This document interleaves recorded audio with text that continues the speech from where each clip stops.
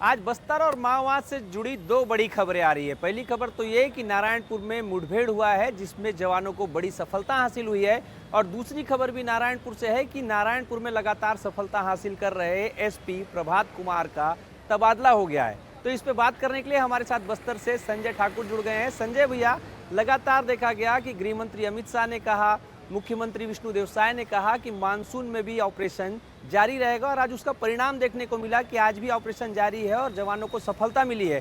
सबसे पहले आप बता दीजिए कि क्या अपडेट है और मुठभेड़ कहां चल रही है। देखिए सौरभ, अपडेट ये है कि अभी भी सर्च ऑपरेशन जारी है। मुठभेड़ कैसे हुई ये बता देता हूँ।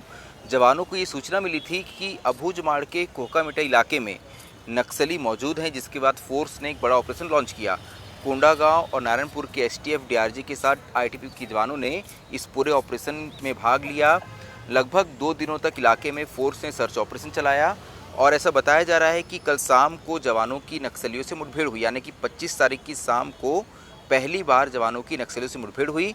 अभी जब हम 26 तारीख को लगभग शाम को 7 बजे इस वीडियो को रिकॉर्ड कर रहे हैं, तब तक पुलिस का जो अंतिम बयान था उसमें पुलिस ने ये कहा था कि अभी भी जवान जंगलों के अंदर हैं और सर्च ऑपरेशन जारी है, यानी कि अभी भी ऑपरेशन वहाँ चल रहा है। क्या जवानों को सफलता मिली? तो इसमें 2 माओवादी मारे गए हैं, दोनों ही महिला हैं, दोनों ही वर्दीधारी हैं। एक माओवादी का नाम मैं नाम बता देता हूँ, दोनों माओवादियों का नाम क्या है। एक माओवादी का नाम सीमा है, जो कि एरिया कमेटी मेंबर है और इस पर 5 लाख का इनाम था। दूसरी माओवादी जो मारी गई उसका नाम लिंगे उर्फ रांझू है, जो कि पार्टी मेंबर है और ये भी कुतुल एलओएस की सदस्य है। दोनों ही माओवादियों के पास से एक इंसास राइफल और एक 315 बोर राइफल मिली है। तो इंसास राइफल, जो नक्सल संगठन को समझते हैं वो जानते हैं कि इंसास राइफल जैसी बड़ी ऑटोमेटिक राइफल नक्सल संगठन में महत्वपूर्ण कैडर के लोग रखते हैं। तो कहीं ना कहीं नक्सलियों के खिलाफ फोर्स को फिर से बड़ी सफलता मिली है, ऑपरेशन जारी है। तो हो सकता है कि जब तक ये वीडियो अपलोड हो तब तक इसमें और कुछ अपडेट आ जाए। सौरभ। बिल्कुल संजय भैया, अभी आपने बताया कि बड़े कैडर के नक्सली होने की आशंका थी, इसलिए ऑपरेशन जारी किया। कौन से बड़े कैडर के नक्सली हो सकते हैं? अगर आपको कोई जानकारी हो तो उसे बता दीजिए। देखिए, क्योंकि यहाँ नक्सलियों की मार डिवीज़न सक्रिय है, इसके अलावा हमने देखा कि 21 मई को यहाँ बसव राजू मारा गया। बसव राजू जो कि देश का सबसे बड़ा नक्सली था।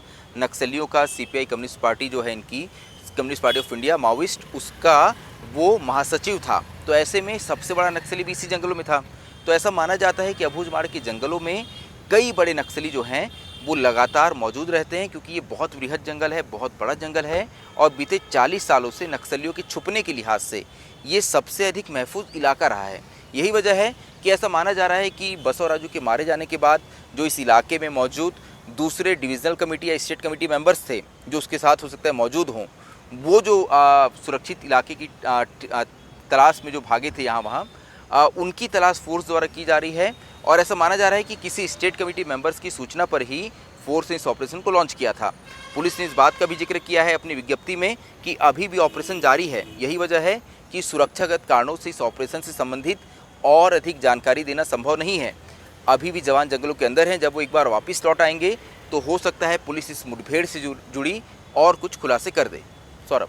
बिल्कुल संजय भैया, आपने बताया कि कोकामिटा क्षेत्र में ये मुठभेड़ हुआ है। कोकामिटा क्षेत्र के बारे में बात करना बहुत ज़्यादा जरूरी है, क्योंकि 6 फरवरी 2025 को वहाँ पर कैंप खुला। हम लगातार बातचीत करते आ रहे थे कि मानसून में भी ऑपरेशन होंगे, तो ऑपरेशन क्यों होंगे? उसका एक रीज़न ये भी है कि जो नक्सलियों का गढ़ और कोर एरिया माना जाता था, जिसमें कोकामिटा, कुतुल, ओरछा ऐसे भी क्षेत्र हैं, वहाँ तक पहले कैंप नहीं हुआ करते थे, और अब वहाँ पर कैंप स्थापित कर लिए गए हैं, जिसकी वजह से 50 से ज़्यादा किलोमीटर की सड़कें बना ली गई है, जिसके कारण अंदर तक पहुँच वहाँ पर पॉसिबल हो गया। आप जवान आराम से पहुँच सकते हैं। इस वजह से भी ऑपरेशन चल रहे हैं। साथ ही जब मैं पढ़ रहा था तो पता चला कि ये एरिया इतना खतरनाक है कि 2024 के बाद से यहाँ पर 60 से ज़्यादा नक्सली मारे गए हैं, 85 से ज़्यादा नक्सली आत्मसमर्पण किए हैं, और लगभग 65 से ज़्यादा नक्सली गिरफ्तार भी किए गए हैं। तो कोकामिटा इसलिए इंपॉर्टेंट हो जाता है। इससे जुड़ी और भी जो जानकारी है वो भी आप साझा करें संजय भैया। देखिए, जैसे मैंने जिक्र किया, जो नक्सली मारी गई है मीना, वो कुतुल एरिया कमेटी की मेंबर थी।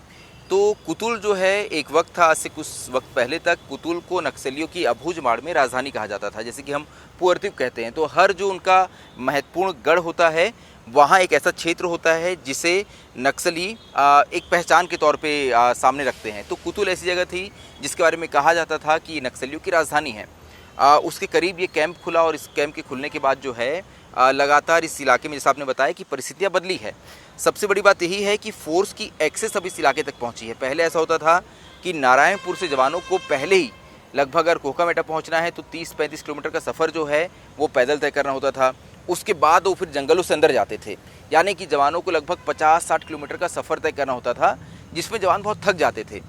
जो अंदरूनी इलाकों में कैंप खुले हैं, जिसे हम नक्सलियों के कोर इलाके कहते हैं, जब वहाँ तक कैंप पहुँच गए तो फ़ायदा यही हुआ है जवानों को कि नक्सलियों की मौजूदगी की सूचना पर तुरंत ऑपरेशन लॉन्च किए जाते हैं और जवान बहुत ही तेज़ी से उनके इलाके तक पहुंच जाते हैं। यही वजह है कि हम देख रहे हैं कि बीते कुछ समय में ऑपरेशंस में लगातार फोर्स को बड़ी सफलता मिली है। आंकड़े की अगर बात करें तो पिछले 18 महीनों में आज जो 2 नक्सली मारे गए हैं, उनके साथ कुल 414 नक्सली सिर्फ बस्तर में ही मारे गए हैं, जिसमें बसव राजू और सुधाकर जैसे बड़े नक्सली हैं। तो कहीं ना कहीं एक बात तो है कि जो आपने भी बोला कि जो सरकार ने लक्ष्य तय किया है 31 मार्च 2026 का, उसकी ओर सरकार बहुत तेज़ी से आगे बढ़ रही है। सौरभ। संजय भैया, सरकार ने लक्ष्य तय किया है मार्च 2026 का, जवान आगे भी बढ़ रहे हैं, सरकार कामयाब भी हो रही है। लेकिन एक खबर आती है रात में कि नारायणपुर के जो एसपी हैं प्रभात कुमार, जो इस पूरे ऑपरेशंस को लीड करते हैं, लगातार सफलता दिलाते हैं और सबसे बड़े माओवादी काडर के जो नेता हैं बसवा राजू को मारते हैं या उनको मारने की प्लानिंग करते हैं, तो इतनी बड़ी सफलता हासिल करते हैं। और कल रात में खबर आता है कि उनका तबादला कर दिया गया। इसे कैसे देखते हैं आप? बिल्कुल, देखिए, अगर प्रभात कुमार जी की बात की जाए तो नारायणपुर के एसपी रहते हुए उन्होंने जो सफलता हासिल की वो ऐतिहासिक है और वैसी सफलता हो सकता है कि अब और कोई एसपी हासिल ना कर पाए, क्योंकि उनके नेतृत्व में बसव राजू मारा गया। हालांकि एक ये जॉइंट ऑपरेशन था, लेकिन क्योंकि मुठभेड़ उनके ज़िले में हुई है, ऐसे में जो माना जाता है कि किसी ज़िले में अगर कोई बहुत बड़ी सफलता मिले तो उसका श्रेय जो है सीधे तौर पे उस ज़िले के एसपी को जाता है। तो कहीं ना कहीं ये बात तो तय है कि प्रभात कुमार ने अपने कार्यकाल में, जब तक वो नारायणपुर के उनके जिम्मा वो संभाल रहे थे, बहुत बड़े इनकाउंटर्स को अंजाम दिया। उन्होंने जो सबसे पहला इनकाउंटर था वहाँ का शायद टिकमेटा का इनकाउंटर था, जहाँ तक मुझे याद है। उसके बाद उन्होंने एक बात कही थी कि नक्सली अब इस बात को समझ लें कि नारायणपुर उनके लिए सुरक्षित नहीं है। ये जो परसेप्शन एक तैयार किया गया था कि नारायणपुर या अबूझमाड़ जो है वो नक्सलियों का सबसे मजबूत या सुरक्षित ठिकाना है, तो उन्होंने बता दिया था कि अबूझमाड़ का कोई भी कोना अब नक्सलियों के लिए सुरक्षित नहीं है। फोर्स की पहुंच हर एक इलाके तक है, अंतिम कोने तक है। और ऐसा हुआ भी, हमने देखा कि गुंडे कोट जैसी जगह पे जाके, जहां इससे पहले कभी फोर्स नहीं गई थी, फोर्स जाती है और बसव राजू सहित 27 नक्सलियों को ढेर करती है। लेकिन उनका तबादला हो जाता है तो कहीं ना कहीं हलचल तो मचती है कि यार अचानक ये क्या हो गया। जो एसपी इतना अच्छा काम कर रहा था, लगातार बड़े बड़े ऑपरेशंस को अंजाम दे रहा था और उसमें सफलता पा रही थे, उसके बावजूद उनका तबादला क्यों हो गया और उनकी जगह एसपी बनाया गया है रॉबिन्सन गुरिया को, जो कि उन्हीं के अंडर में एडिशनल एसपी थे।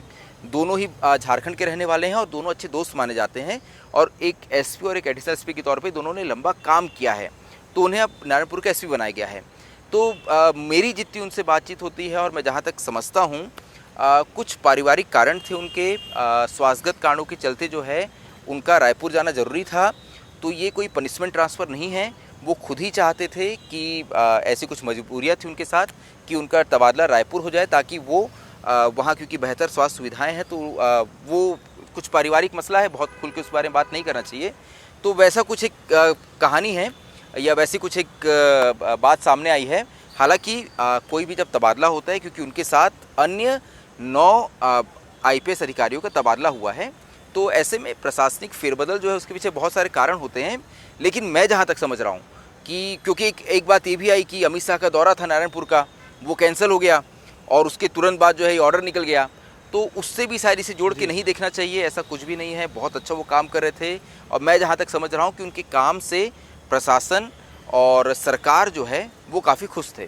सौरभ। बिल्कुल संजय भैया, आपने बताया प्रभात कुमार का जो उनका कार्यकाल था उसके बारे में। मैं भी पिछले साल उनका इंटरव्यू किया था और उनसे बातचीत में जब उन्होंने बताया कि एक सबसे बड़ा मिथ है कि अबूझमाड़ जिसे बूझा नहीं जा सकता, लेकिन आज एक एक इंच जो है जवानों ने छान लिया है, एक एक इंच को जवानों ने जाकर वहां पर ऑपरेशन किया है। तो सबसे पहले ये गलतफहमी को दूर कर दिया जाना चाहिए कि अबूझमाड़ अब बूझा नहीं जाएगा। अब जवान कोने कोने में है और लगातार ऑपरेशन करेंगे और सफलता भी हासिल करेंगे। आपसे बस लास्ट क्वेश्चन ये पूछना चाहूँगा कि जैसा कार्यकाल प्रभात कुमार का था, जैसा वो कार्य कर रहे थे, जैसी प्लानिंग थी, जैसी सफलता हासिल कर रहे थे, क्या आप आने वाले जो एसपी हैं रॉबिन्सन गुरिया, क्या उनका भी कार्यकाल वैसा ही होगा? आप इसे कैसे देखते हैं? बिल्कुल, रॉबिन्सन गुरिया के बारे में जितना हम जानते हैं, जितना मेरे वहाँ के रिपोर्टर उनके बारे में बताते हैं और जितना हमने देखा है, कई ऑपरेशंस का वो हिस्सा रहे हैं, बड़े ऑपरेशंस का, और फ्रंट फुट पे जाकर उन्होंने नक्सलियों के खिलाफ मोर्चा खोला है। ऐसे में ये माना जा रहा है कि जो सफलताएं लगातार नारायणपुर पुलिस को मिल रही थी, वही सफलता आगे भी पुलिस को मिलते रहेगी। और जो ऑपरेशन जिस तेज़ी से चल रहे थे, क्योंकि देखिए मुख्य केंद्र में फ़िलहाल बीजापुर और नारायणपुर ही हैं, क्योंकि इस दोनों ही जगहों पे इंद्रावती टाइगर रिजर्व और अबूझमाड़ के जंगल हैं।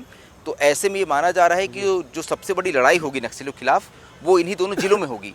तो ऐसे में ऐसा माना जा रहा है कि जो नए जिम्मेदारी सौंपी गई है रॉबिन्सन गुरिया जी को, वो भी उस जिम्मेदारी को बखूबी निभाएंगे। और ये जो ऑपरेशन हम देख रहे हैं लगातार नक्सलियों के खिलाफ, ये ऐसे ही जारी रहेंगे। सौरभ। बिल्कुल संजय भैया, आपने बताया कि कैसे ऑपरेशन जारी रहेगा और युवा कप्तान नारायणपुर के रॉबिन्सन गुरिया भी वैसा ही काम करेंगे, सरकार की योजना नीतियों को वैसे ही आगे बढ़ाएंगे और सफलता भी हासिल करेंगे। इन सारी जानकारियों के लिए बहुत बहुत धन्यवाद संजय भैया, आपने सारी चीज़ों को जो बताया, और जो भी अपडेट होगा ऐसे ही हम लगातार अपने दर्शकों तक पहुँचाते रहेंगे। धन्यवाद।